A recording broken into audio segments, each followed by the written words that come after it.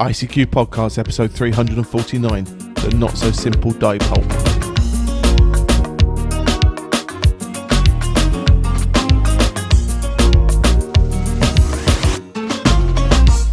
Well, hello fellow amateur radio enthusiasts, and welcome to this, our 349th episode of the ICQ Amateur Radio Podcast. Supported this episode by Kevin Sturshuk, November 3, Kilo Alpha, along with our monthly and subscription donors.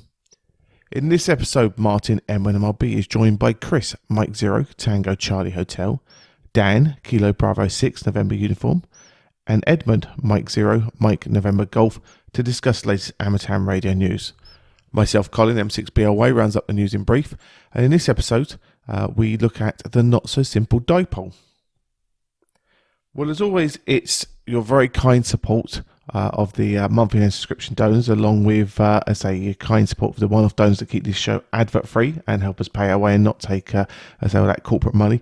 This episode, we'd like to thank the very kind generosity of Kevin Sturshuk, November 3, Kilo Alpha, and very simple message from him. He said, thanks for all the entertainment over the years. 73 from Kevin. So, Kevin, we really do appreciate, looking after your eardrums and providing you great entertainment. And your very kind donation certainly helped us pay our bills for this month. So, we really do appreciate it. You can do what Kevin and the monthly subscription donors do, and that's support the show by visiting www.icqpodcast.com/donate, and lots of options there to whet your appetite. But basically what you do is you think of the value the show's bringing you, turn that into a monetary figure, and select an option there for you that best represents, how you feel about the show. Right, well, we're now going to move on, with the SAS show, and we're going to join Martin, Chris, Dan and Edmund to discuss and generate thoughts about the latest amateur radio news, including updated radio frequency exposure rules and a new 122 GHz DX record. As always, hope you enjoy.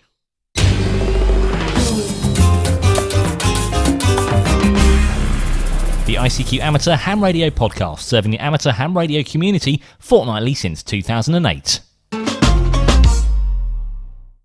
Well, hi guys, welcome to this episode of the ICQ News Roundtable, episode 349, and tonight's News Roundtable. Tonight, I've got Mr. Chris Howard with me again, M0TCH. You're covering for Leslie tonight, aren't you, Chris? Good evening. Yes, I am. Yes, I'm not really Leslie. Good. Hello, guys. Yeah, Leslie's not a well man. He hasn't lost his sense of humour because he tried to rag me yesterday afternoon, but he didn't sound at all well. So get well soon, Leslie. We've also got Mr. Dan Romanchik, KB6NU. Hi, Dan. Hi, guys. Yeah, you're over at the other side of the pond, and good to have you on board. And moving back to the UK, Mr. Edmund Spicer, M0MMG. Hi, Edmund. Hello, Martin. Hello, everybody, and get well soon, Leslie. Yeah. Now, unfortunately, Ruth hasn't been able to make it again this episode. Ruth Willett, KM4LAO, but hopefully she'll be back with us soon. And I was hoping to try and convince Martin Rothwell to join us, M0SGL, but looks like family commitments have taken over there, so we'll leave him in peace this time. Get him next time. Hi. Okay, starting our first news story. Updated radio frequency exposure rules become effective on the 3rd of May. Dan, this is, different. I didn't even know the FCC were doing this. Has it caught people in the States out in surprise?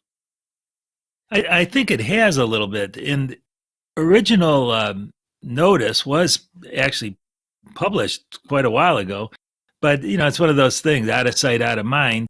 They weren't going to require it for a while, so people basically forgot about it. And now they've come out with this new report and saying, well, now's the time, guys.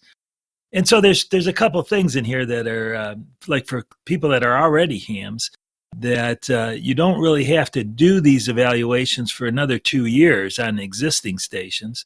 But if you're setting up a new station, it's going to be required. So people are really going to have to bone up on this and figure out how to do it.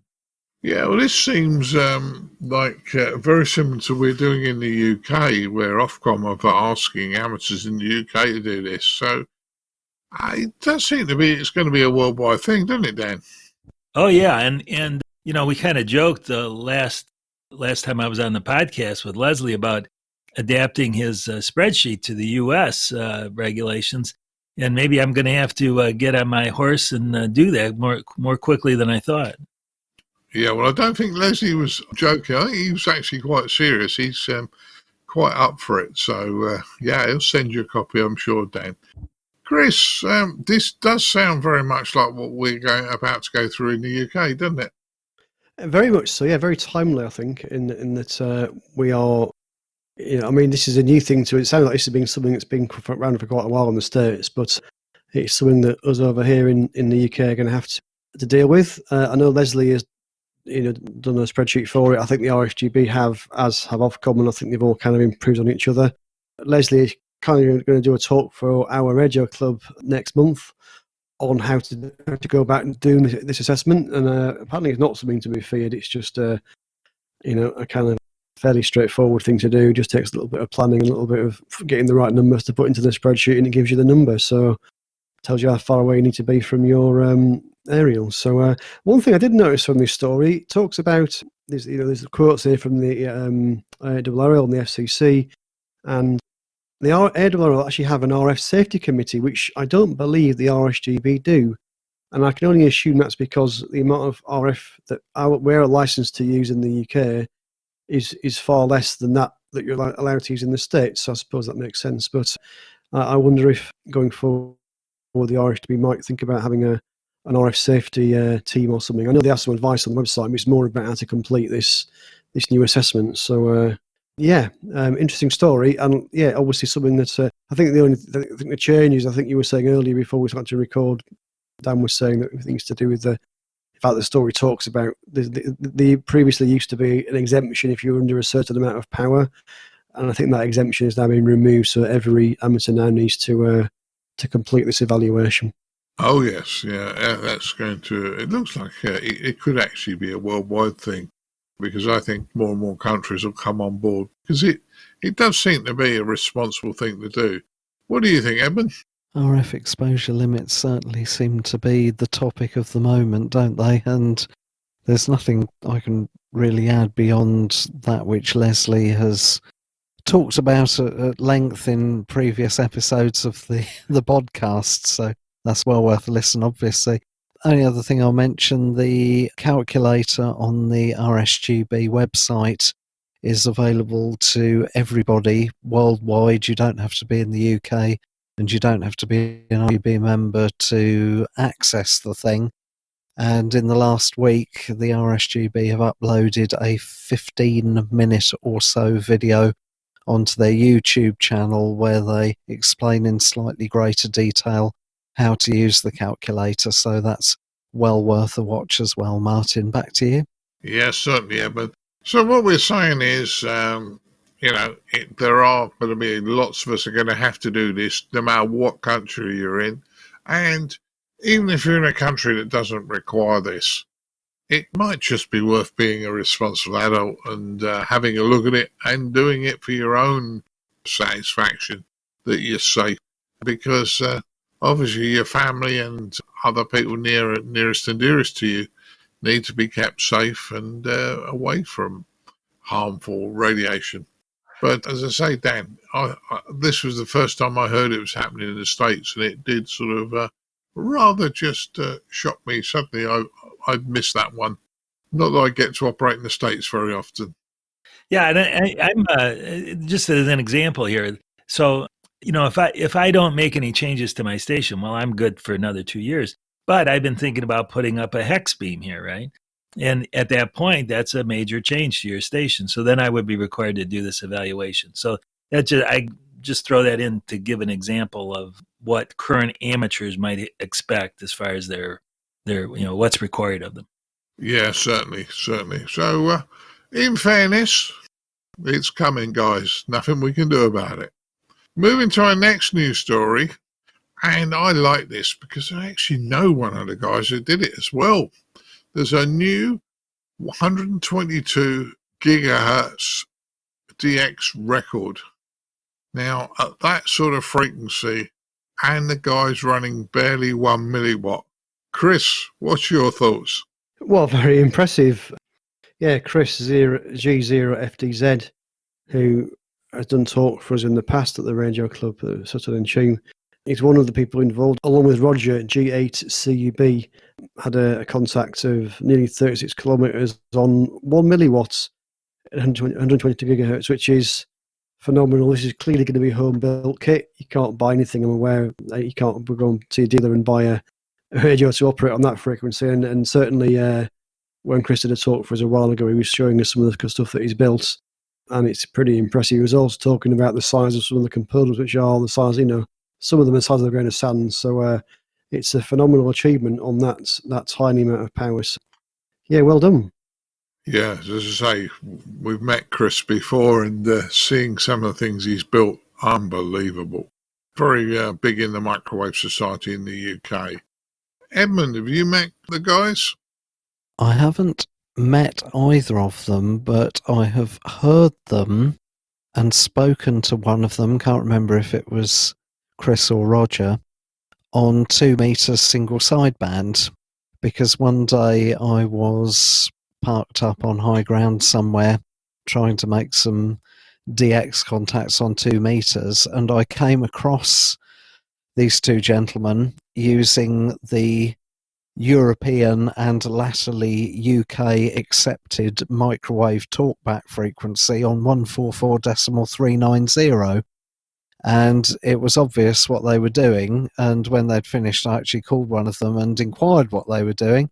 So that's a little tip. If you're in the UK or Europe and you're interested in microwaving, have a listen on 144.390 upper sideband, and you might hear some microwave talkback going on that frequency.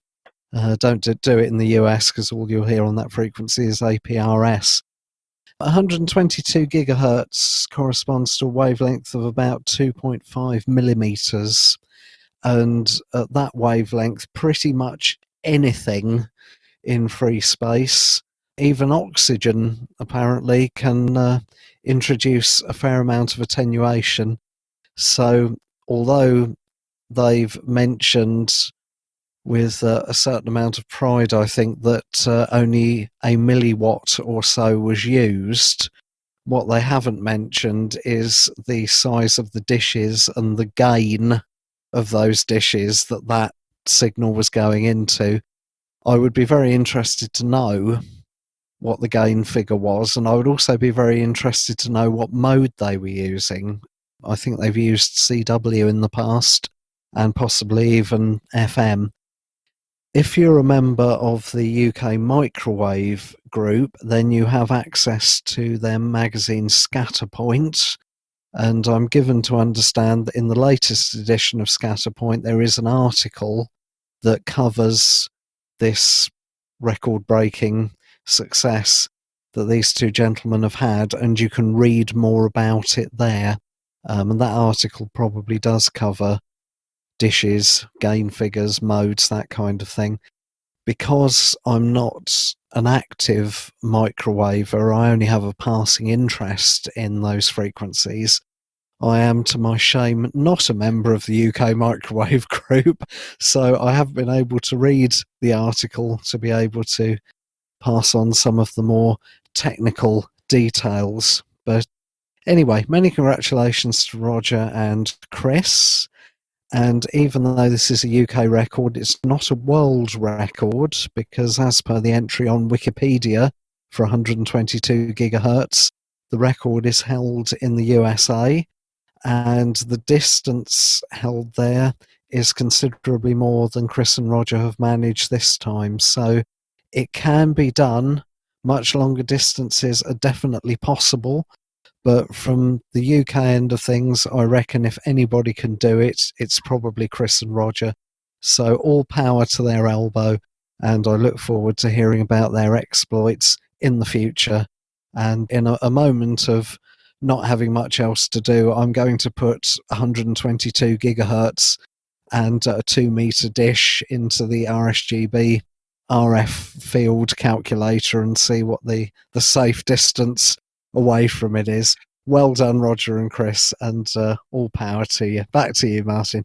Yeah, great story, great story. When I first came into the hobby, I did hang around with a few of the guys who were doing microwaves, and they were doing it on 10 gig, and with they had a 2-meter talkback system to align the dishes up and let you know where they were. And then they lined the dishes up and had the contact. I would assume in the last 20 years things have improved a hell of a lot, both equipment and what they're trying to do these days. But it'd be interesting to go to a microwave round table. Sometimes it's at Martlesham Heath, sometimes it's even down at the Crawley Club. It'd be nice to go down and have a chat with them. Anyway, sorry, Dan, kept you a little bit out in the cold on this one. Have you ever done any microwave or been involved with anything like this, or what do you think? No, I've never been into microwaves, but I think you mentioned this earlier, but I think it bears repeating, is the amount of craftsmanship that really is required to build this stuff. I mean, obviously there's no commercial equipment, so these guys had to build all their own stuff. And, at those wavelengths, everything has to be machined very finely, I would think, with a lot of precision. And then, like someone's saying, lining those dishes up, that's got to be a real trick. And, so that from that point of view, from a homebrew point of view, that's, they deserve a lot of credit. Yeah, I remember Chris telling us at a club meeting that he was making a device and using a diode, and this diode cost £50, and he sneezed and it flew off the table and he never found it again. It was so small. So, you got to be very careful, and some phenomenal skills with this. So hats off to them. Hats off to them. Really, I'm really pleased, and keep up the good work, guys. Moving to our next news story. Am I going to be the miserable old grumpy old man on this one? Amateur radio has a new census.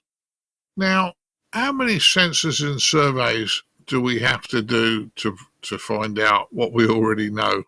I'm going to keep out of this, and you go first, Edmund, because you've had a better look at it than most. Well, you don't have to do any of them to answer your question, Martin. They're all purely optional, and the audience is self-selecting. And immediately on that basis alone, some people might then say, well, you're not necessarily going to have a statistically valid sample.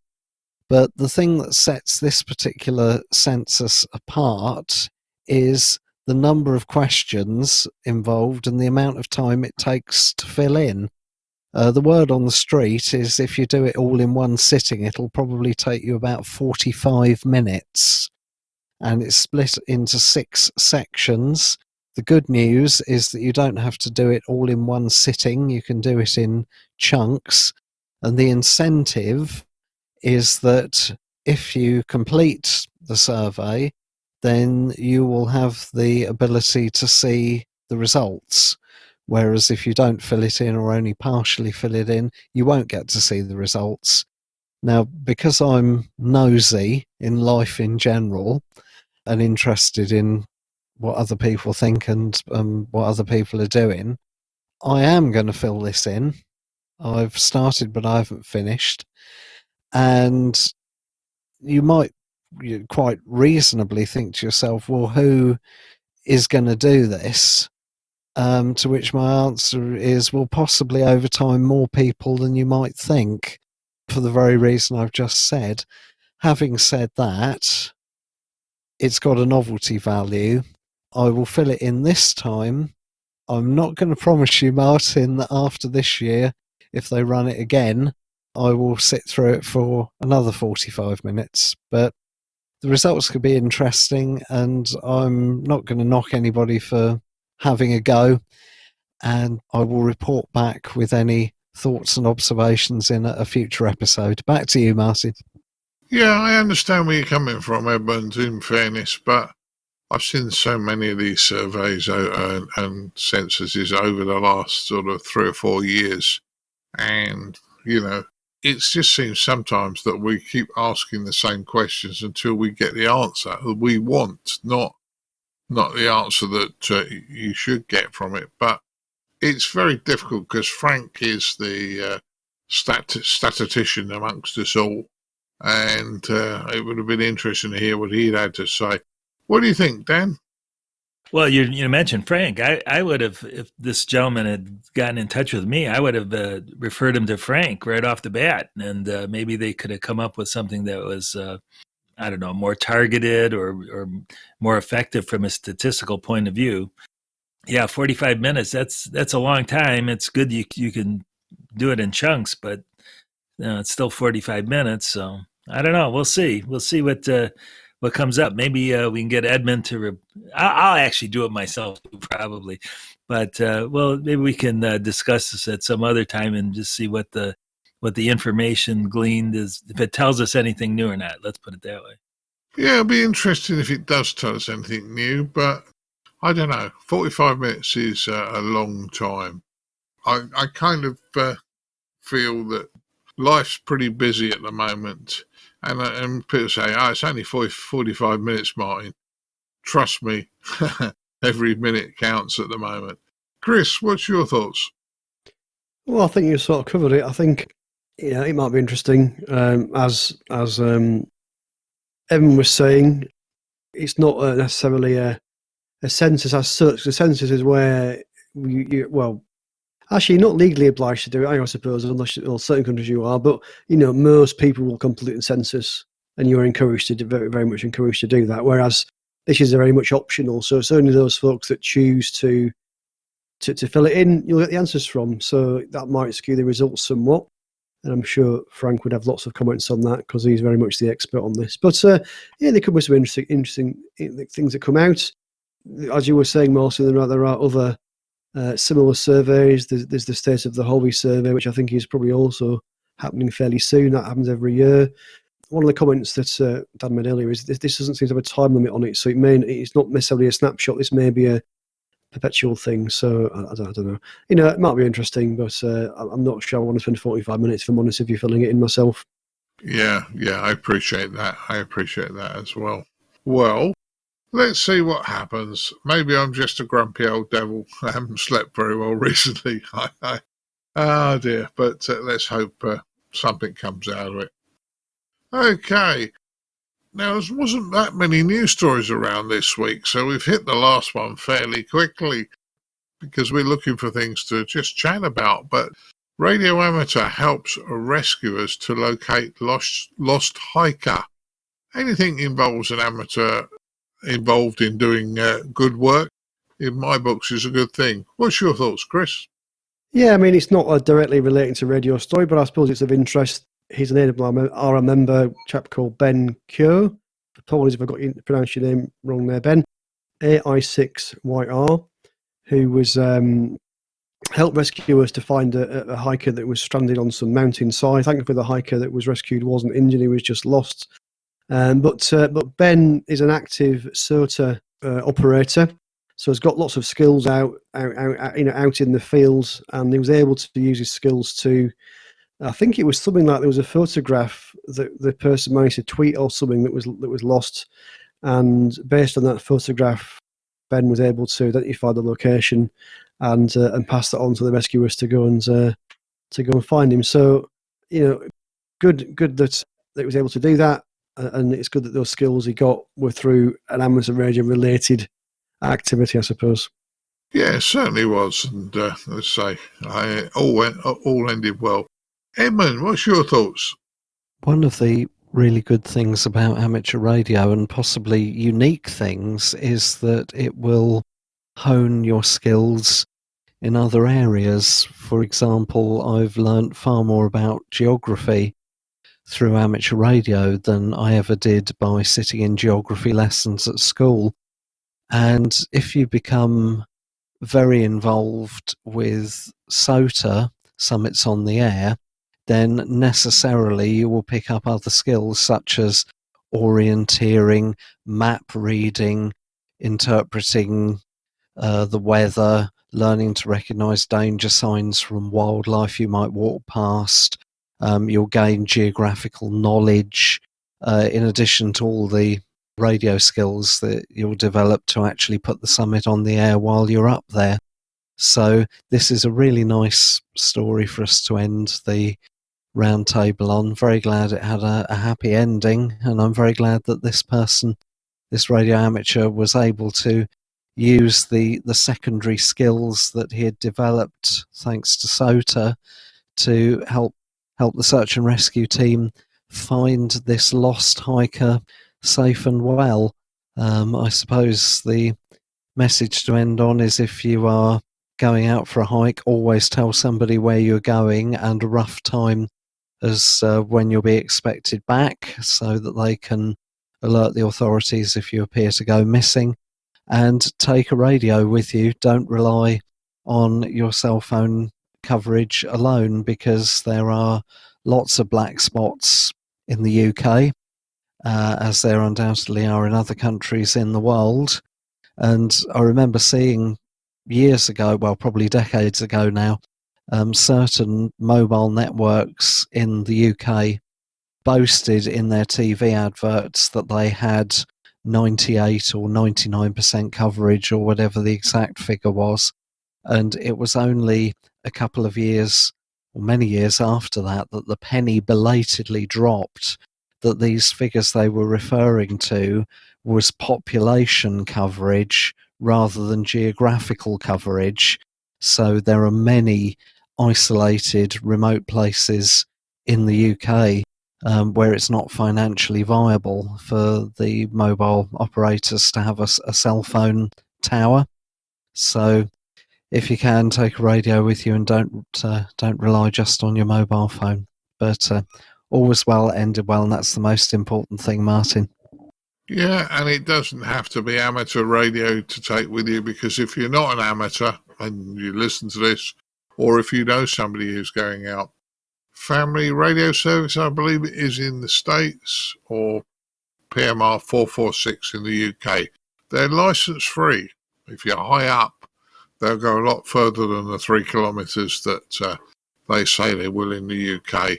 And that may just save your life. So, but equally, if you're doing SOTA, I would suggest, a lot of what you said is just as important for an amateur that's doing SOTA. You know, let somebody know where you're going, what time you're likely to be back, and, you know, just try and keep in contact with people to let them know where you are. If you take a little PMR 446 radio with you, and yes, as Martin quite rightly says, half a watt doesn't sound a lot, but half a watt from hundreds and hundreds of feet above sea level will suddenly travel quite a distance.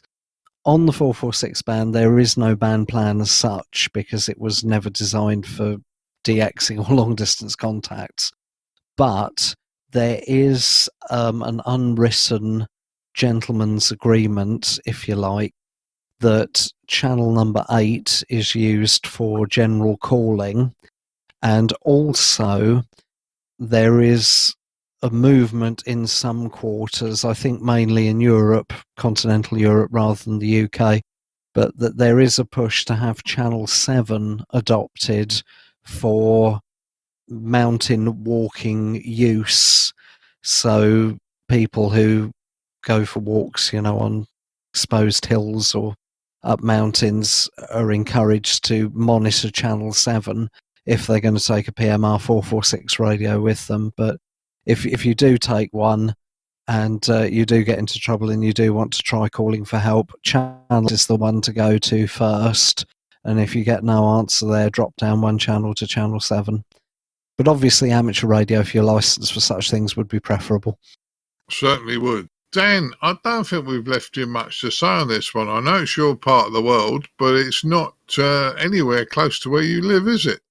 No, it isn't. But I do actually have a fair amount to say about this. So what I would do, or would have done, may still do actually, is try and encourage this hiker to get an amateur radio license. You know, this would make a good story. You know, here we have a ham who helped rescue this guy, but if this guy was a ham radio operator and had a radio to begin with, he might have been able to call for help. And, there is a thing called the Wilderness Protocol. I don't know if you've ever heard about that, but it's, not a really well-known thing, but if you Google it, you'll find lots of information on it.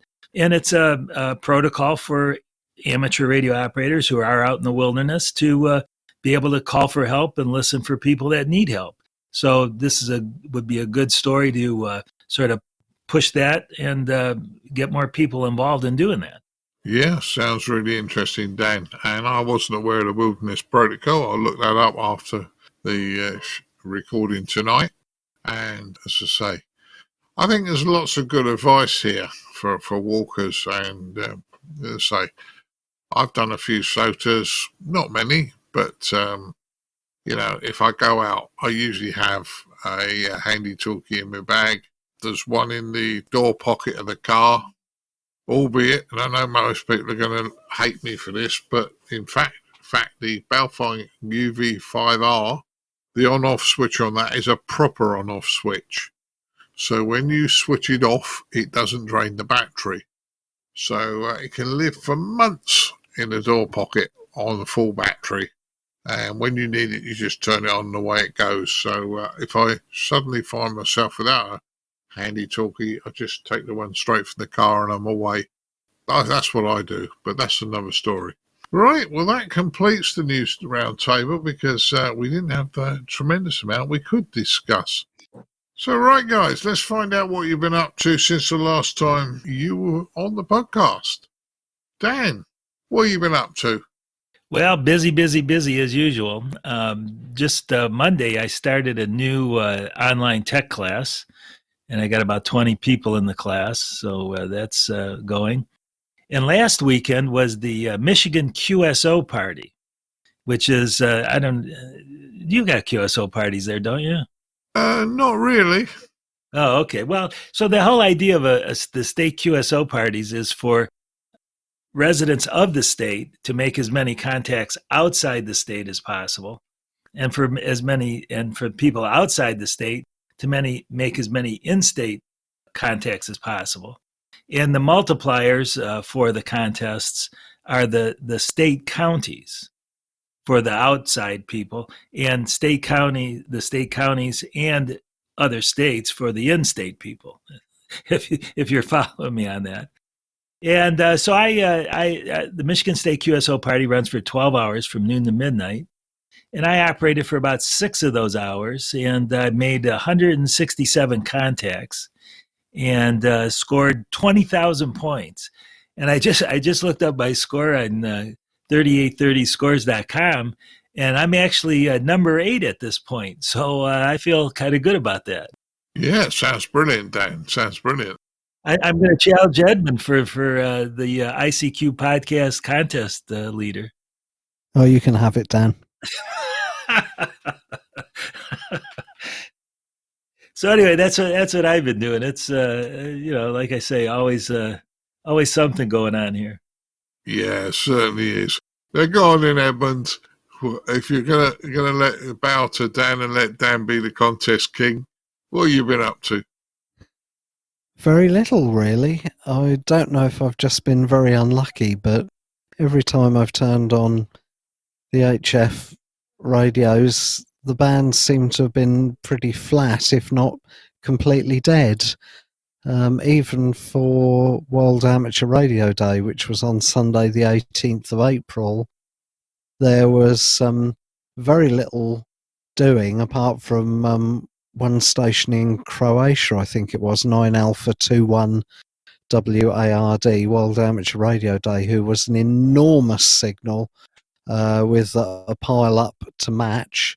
Other than that, there were a couple of Spanish stations on the air, special event stations for World Amateur Radio Day, but they were mainly talking in Spanish and to each other. So an international audience may not have realised that they were on the air for that event. But other than that, I've not really heard much of anything at all. The skip distance on 40 metres has been long. Haven't heard any Inter-G for a long time. there have been a couple of French special event stations on the air that I knew were there because they were being spotted on the DX cluster, but I couldn't hear them at all. I could hear the people who were calling them, but I couldn't hear the actual stations. So it's been a bit of a damp squib this end, really. Not even heard anything much to speak of on 10 metres or 6 metres, because here in the Northern Hemisphere, we're coming up to the beginning of the sporadic E-season, and I was hoping that there might be some early openings.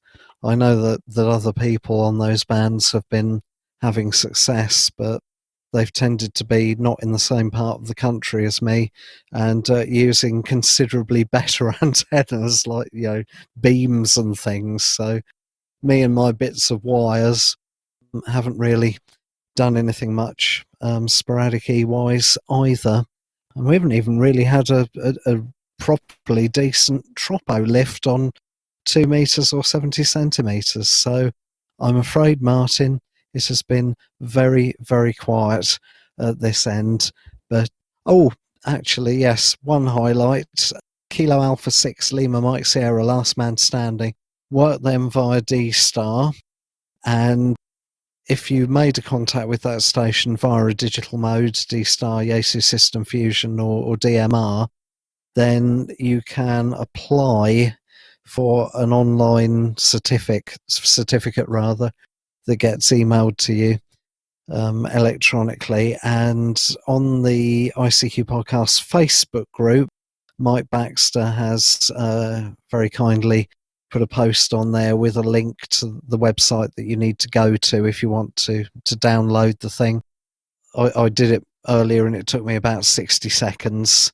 So that might be worth doing if you like that sort of thing. That's the first ever special event station in the States that I've ever worked, and it's certainly the first one that I've ever worked via D-Star.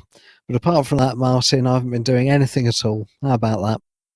I don't somehow believe you, but that's fine. I know you're out and about fairly regular on the beach, and I swear blind you've usually got a handy talkie in your pocket. Hi. But no. Interesting. You have been fairly busy there. Chris, what have you been up to? Well, you and I have been out and played radio up at Epsom Downs with our Bob, one of our new members of the club, showing him a bit of HF. I think he was very pleased to, I think it was his first time he'd ever worked at HF, and he was very pleased to make a few contacts around Europe, so that had a big smile on his face. I've been working a little bit of HF from home. It seems to be very strange. I seem to manage to work Brazil a few times. I'm not sure why. There seems to be a particular path from the UK to Brazil. That's just very, very real. So yeah, I've worked Brazil a couple of times recently. Similar to Edmund, really. I think even though we're told there are a few sunspots starting to appear, it doesn't seem to mean that we're getting much activity on HF the other day. Like I think you were saying, Edmund, was it Sunday, wasn't it? World Amateur Radio Day, which was the 18th of April. 20 metres was absolutely dead. And I was like, what's going on? It was just really strange, really, really, really quiet. Not sure what's going on. But yes, you mentioned that Croatian station, 9 Alpha 21 WARD. I didn't actually work them myself, Edmund, so it's funny you mentioned them. They were pretty busy. We also had a club tour last week from Steve Hartley, who's an ex-chairman of the ISGB. He's currently the chairman of the GQRP club, which is sort of low power operating club. Great talk by Steve, so that was well received and went down very well. And that's possibly about it from me, Martin, for my recent stuff. Yeah, sounds interesting, Chris. Sounds interesting. Well, I haven't done probably that much either, in fairness.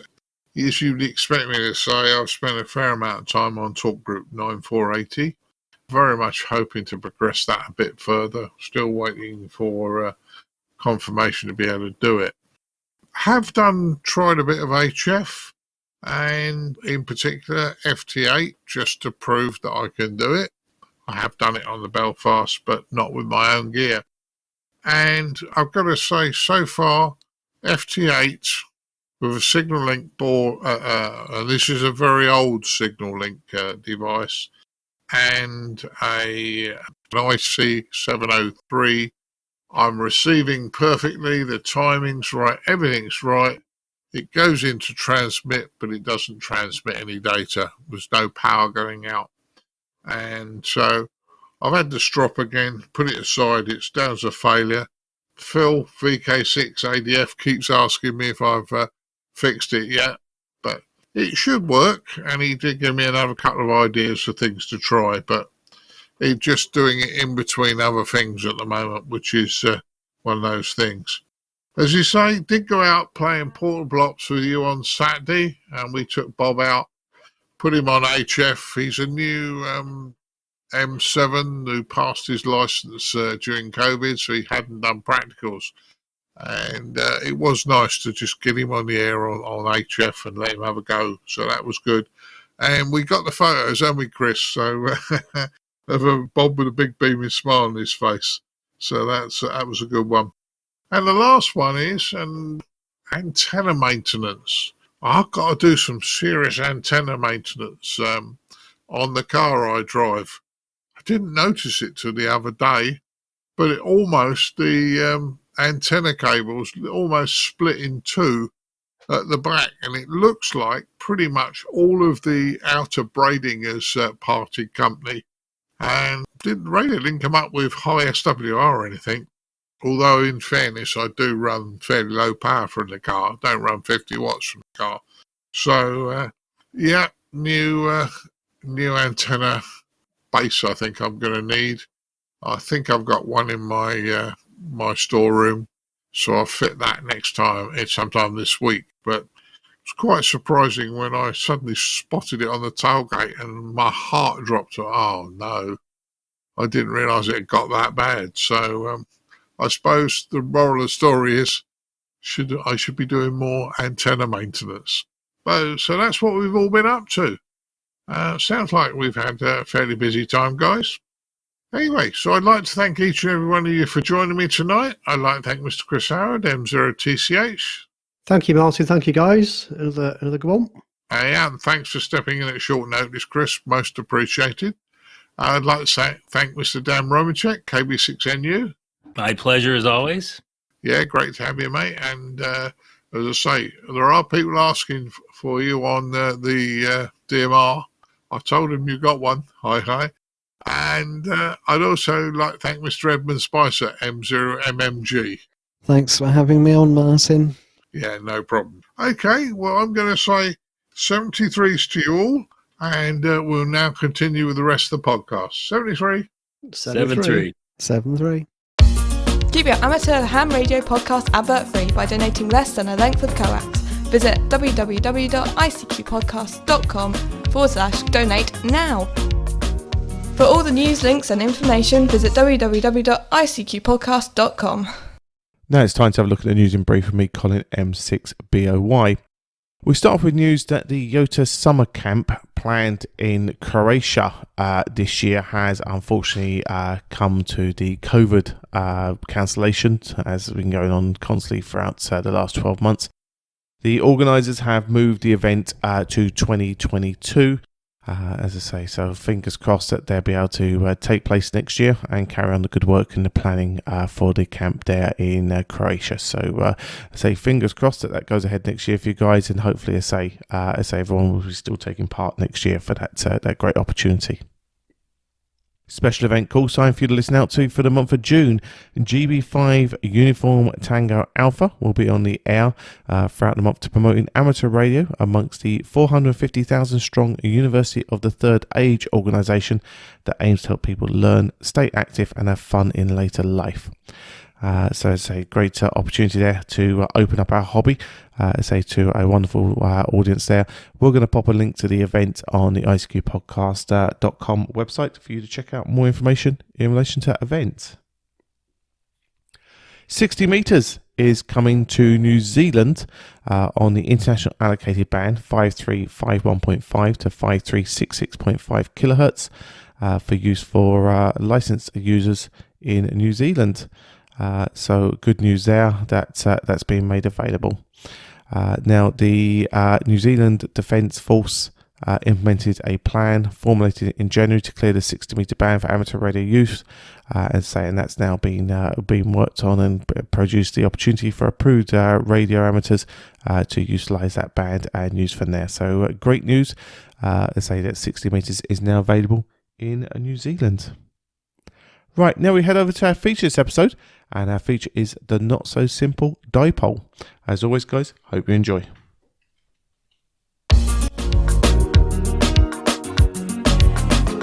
And now what you've all been waiting for, this episode's feature from the ICQ podcast.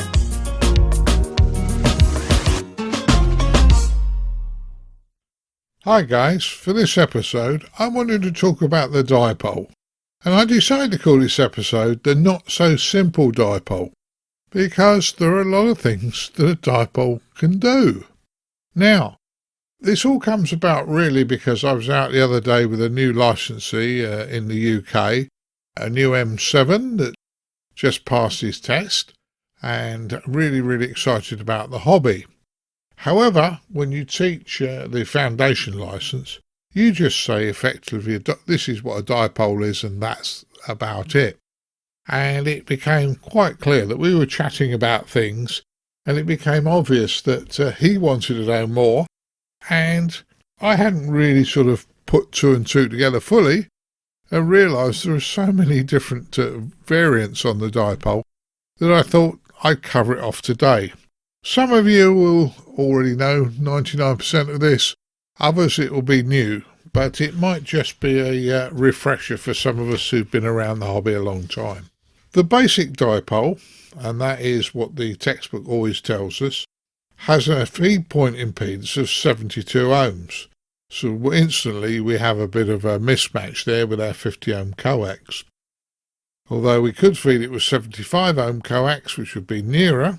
However, our radios are expecting 50 ohm impedance coax. So the impedance is slightly different. The overall size of a dipole, well, dipoles are effectively meant to be monoband antennas. So often they're referred to as a half-wave dipole, which means that each element or each leg of the dipole is a quarter wave long. The true size is obviously a little less due to the velocity factor of the wire. Now, when you start out, everybody tells you that radio waves travel at the speed of light, and you very quickly forget the second part to the statement. They travel at the speed of light in a vacuum. When they're travelling in a medium, such as a wire or in air, they travel slightly slower. So just be aware of that, and that's why they're a little bit shorter. Now, dipoles can be mounted either vertically or horizontally. Most people initially think they're a horizontal antenna, but they can be mounted vertically. And the radiating pattern off of a dipole, well, if it's mounted vertically, it's omnidirectional, except it doesn't send signals straight up, but it's pretty much omnidirectional, goes all around you, and it's a very useful antenna. At certain bands do mount them vertically. If you mount them horizontally, the radiating pattern is like a ring donuts coming off each of the radiating elements. So you've got gain forward and back, but nothing comes off the end of the wire. So at the very ends, it's totally deaf, but going forward and back, you can pick up quite a bit of gain. Now, to use a dipole, you really need to put in a 1-to-1 balun to match the antenna to the coax, and it needs to also choke off any RF that may come back down the braid of your coax cable. You'll soon know if you've got RF coming back down the cable, because you start getting funny little RF shocks, which are not so funny because sometimes they hurt. So just be aware of that. Now, the height you mount the antenna will also affect its feed impedance. Ideally, it should be at least a quarter wave above the ground. Sometimes we can't do that, but sometimes you just have to go what you've got. Also, dipoles are predominantly monoband antennas. I'll come on to that a little bit later, but you can do some other bits and pieces, but they are monoband. Another type of dipole is referred to as a doublet. Now, the difference between a doublet and a dipole is very, very minimum. In fact, the construction is exactly the same, except you put as much wire on each leg as you can possibly install for your location. Now, a doublet is not a resonant antenna, and what you're trying to do is use the same configuration on multiple bands. To do that, you obviously need a ATU, which will match in the doublet. Now, there will be a fair amount of losses but in the ATU on certain bands, but it could be used as a multi-band antenna. Not very efficient though.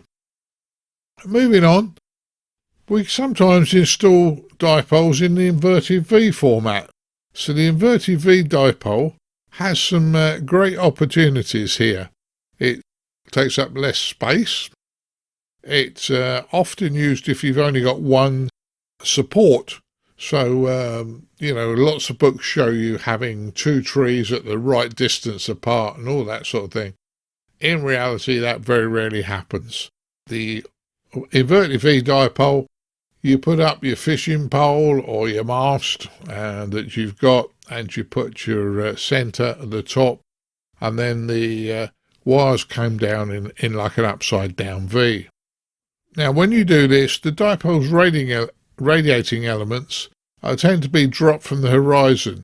Now, this changes the feed point impedance slightly, and the other good thing for you is that, as a rule of thumb, the radiating elements are about 5% shorter than they would be if they were in a vertical situation. Therefore, if you're really stuck for space, not only have you gained a little bit by putting up as Inverted V, you've also saved yourself quite a bit of space by reducing your antenna length by at least 5%. Now, these are great antennas if you go out and about portable. They're great at home, work very, very well, and something that may be worth considering. Moving to the next one, this is the one that you've often heard us talking about, is the Link Dipole. Now, what is a Link Dipole? Well, effectively, it's just a dipole, and basically what you do is you start off on the highest frequency you want, you tune that part up, you put an insulator at the end, and then the next section you put another length of wire in for the next band, so that you're using the first part plus a bit more wire to make your antenna resonant on that next band. And what you do is you put a connector between the insulator, so you can connect across the insulator to short the insulator out and effectively add the second piece of wire in. And sometimes you add a third bit and you have 3 bands. Now, these are great to take out with you. They're often installed in the Inverted V format, but they work very, very well. And the other thing is they're great for QRP because you don't get losses that you would have maybe in a trap, but you can take an antenna that will do multiple bands very quickly. All right, you have to drop your mast slightly, clip the connectors together, push it back up again. But it's a lot easier than putting up a completely separate different aerial. And it's quite efficient, obviously, for the use in QRP. If you were going to do this at home, probably not the right idea. The next antenna, the Trap Dipole, is very, very similar to a Link Dipole, but instead of having connectors that you take down and short 2 bits of wire together to make the overall length, you have what is known as traps. And these traps are set so that at a certain frequency they won't allow signal to pass. So what you do is you have a tune trap, and if, for argument's sake, you're on 40 meters, you put your tune trap to tune it so that after 40 meters, nothing goes through and no higher frequency goes through, but you may let some lower frequencies through, and then you could have an 80 meter wire the other side of it. So you can use the traps to make a multi-band dipole without actually having to take it up and down, and that's more and more useful at home, although that's not to say you wouldn't use it in the field if you're out portable, but the weight compensation and the way you might damage the traps might make that not a very good alternative. One antenna that really will save you some space, though, is the folded dipole. Now, the folded dipole effectively looks like a squashed loop, and normally the elements are only a few inches apart. Now, the feed point impedance of a folded dipole is 300 ohms. So instantly we got a bit of a problem here, because we've got a 50 ohm impedance of our radio. With a folded dipole, you will require a 4-to-1 or 6-to-1 balun, depending on how good your antenna is, to match your feed point to the coax. Not a big problem, but if you're thinking about it, if you've got a folded dipole, you've literally reduced the overall length by 50%. So whereas you might not have been able to put an 80 meter dipole up, you could probably, but you could put a 40 meter dipole up. With a folded dipole, you could probably put an 80 meter dipole up as a folded one, and very useful in limited space. Another antenna that you still got the dipole name is the Fan Dipole. This is an interesting arrangement and uses a number of monoband, effectively radiators, all connected to the same center point. So you could have a pair of wires cut for 10 meters, a pair cut for 20, a pair cut for 40. And the idea with this is that only the pair that appear to be on the right band that your radio is set to will present themselves with a 50 ohm impedance. The other two, the impedance will be so high that effectively they get ignored. So it's quite an interesting way to get multiple bands on a dipole, and that's the way it works. You effectively, you're relying on, if it's not resonant, it's a high impedance. One other one that happens pretty much without anybody thinking too much about this, you could put up a sloping dipole. And these operate very similar to a vertical dipole in that they are fairly well omnidirectional, but they do have gain in the direction of the slope. So if you're out and about and you put your antenna up as a sloping dipole, expect that the signal will go best in the way of the slope. Now, another antenna that I've used in the dipole family, and this works very, very well, is the Coax Dipole. Now, what do I mean by a Coax Dipole? Well, a Coax Dipole is effectively, you take a piece of coax, one end you've got your connector to the radio, the other end you pick the center connector out of the braiding. You take obviously the outer cover off, then you pick the center bit out of the braiding, and you have the two arms of a dipole. So the centerpiece goes one way, the braid goes the other way, and this works very well. Now, I suggest this works better on the higher frequencies because, it's physical construction. But if you're on holiday or doing a SOTA activation on 6 meters or 2 meters, as a temporary antenna and very light, this may very well help you out. Now, moving down, the last one, and this is one that I also use at home, the off-center dipole. And it's a great way of making a dipole into a multiband dipole. The overall length is about the same as a normal dipole, so if you effectively want to put a 40 meter dipole up, it will be the same length overall from end to end. However, if you feed your coax at a not in the center, but at a 1/3, 2/3 split, you will then find that you end up with a 200 ohm impedance. Now, this 200 ohm impedance is going to require you to have a 4-to-1 balance, but the beauty of this one is you will find that a lot of places, if you feed your antenna at the 1/3, 2/3 position, you will find that you're very close to resonant, if not on resonant, for a lot of different bands going higher. So if yours is 40 meters, you'll often find it will go 40, 20 and all the way up to 6 meters. So just an interesting one to do was the off-centered dipole. And I've certainly used them in portable operations and permanent operations, so they're very, very, very good. Now, the last thing I'm going to do is, in conclusion, just a note here. Some antennas, including the dipole, are harmonically resonant on different bands. So for argument's sake, if you have a 40-meter dipole, it's very possible it will load up without any problems on 15 meters because it's 1.5 wavelengths on 15 meters. So just be aware, 15 and 40 meters have a harmonic relationship, along with other antennas also have that opportunity.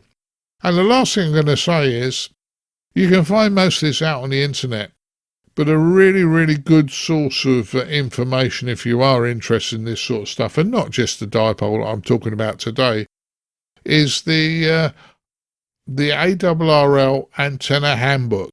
Now, I've got my latest one, thoroughly good book, well worth the money, because not only does it tell you about all these sort of things, it gives you suggestions on how to make some of them, and suggestions of how you can do all sorts of bits and pieces.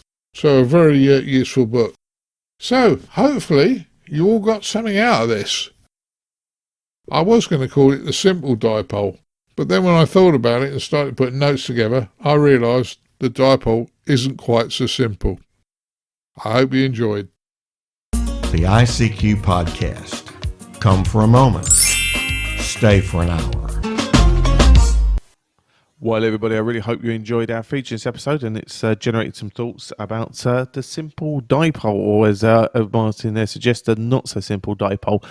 And as always with these features, they're always good thought-provoking ones, and sometimes fill in some gaps or generate some thoughts of things that maybe no longer considered. So good work there, Dad. And as I say, hopefully that will trigger off some thoughts from our listeners, won't it? Well, I hope so, Colin. And the original idea was, as I say, I was talking to Bob the other day about this, some of these things, and I just suddenly thought, hang on a minute, people are talking about having to do tests of different aerials, these coming up now, and maybe things like the folded dipole might actually reduce your space and get you on the air on bands you wouldn't normally have got on. So just a thought. Yeah, no, exactly. Now, I say, give us an update on the Dmr Group. I know you've been working away there and making lots of contacts, and how can people who haven't yet joined in get involved? Well, at the moment we're on Brandmeister and we're on talk group 9480.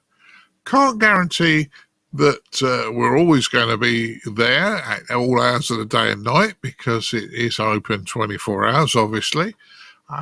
In excess of 100 people now are using it, and last time I checked it was well over 20 countries. So, you will find people on all hours of the day and night.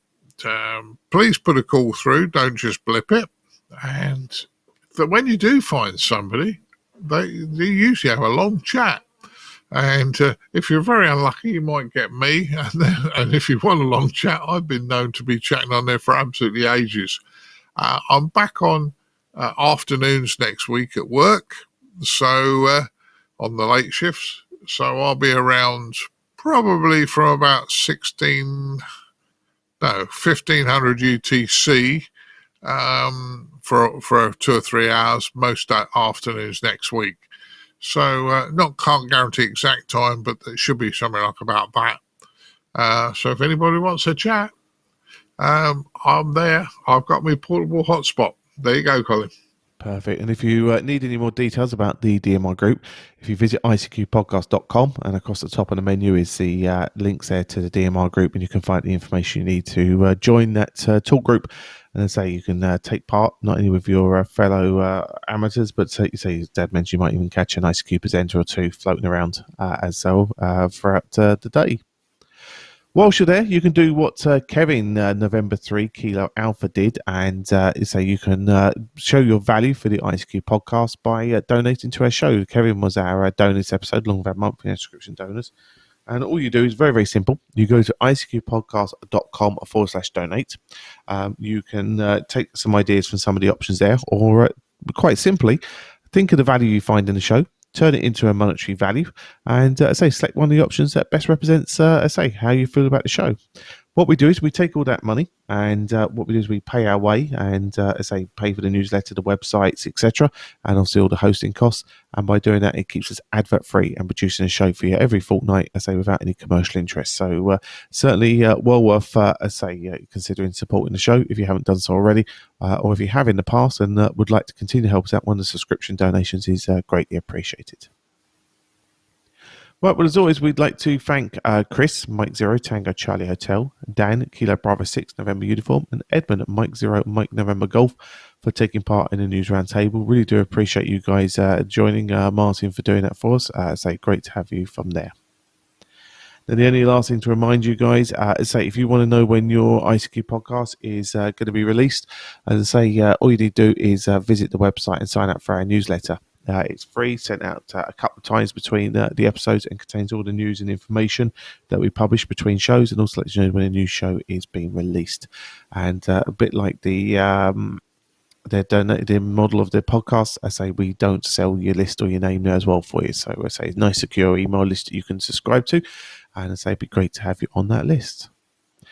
Right, Dad, just thinking now, is there anything else we need to think about? Actually, next episode is our 350th episode. That escaped my mind, so we're going to have to work on our feature. We've got to line up a feature for that episode, special one of that for there. Is there anything else happening over the next fortnight we need to let everyone else know about?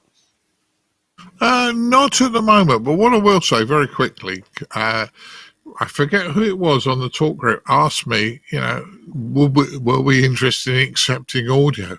Yes is the answer.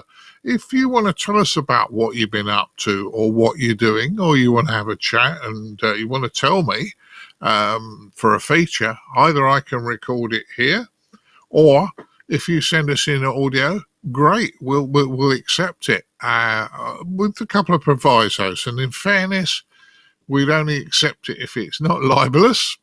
Don't add music to it, because a lot of repeaters that this gets played out onto won't be allowed to use music.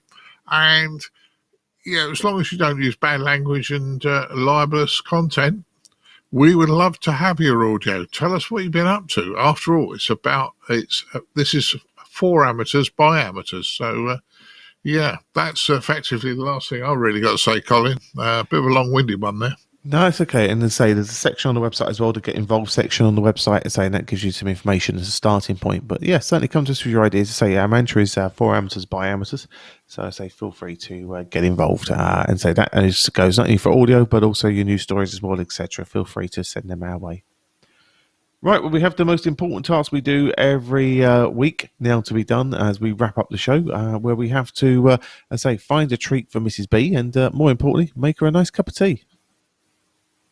Well, I'll make Mrs. B a cup of tea in a minute, and we'll find her a nice treat. But we found her an extremely nice treat this week, Colin, and there is a picture of her up on YouTube, Mrs. B, sitting out in the countryside, really looking happy. We're not a radio in sight, hi, but we bought Mrs. B, or Mrs. B and I bought a new car this week for Mrs. B, so she's an extremely happy lady. So there you go, Colin. Well, there you go. And it replaces that one that lovely lady helped you put a great big dent in by doing her makeup as she pulled out in front of you. So that's nice to know you got wheels back on the road there, Dad. And that's not only does that mean obviously wheels on the road for Mrs. B, but it also means, well, you can get at some of those lovely high points and be operating radio. So I know you're great getting enjoyment out of that. Well, we're going to wrap up the show now. As I say, guys, look forward to seeing you again in a fortnight's time for episode 350. And I bid you a great day. Continue to enjoy the hobby. And 73s to you all. 73.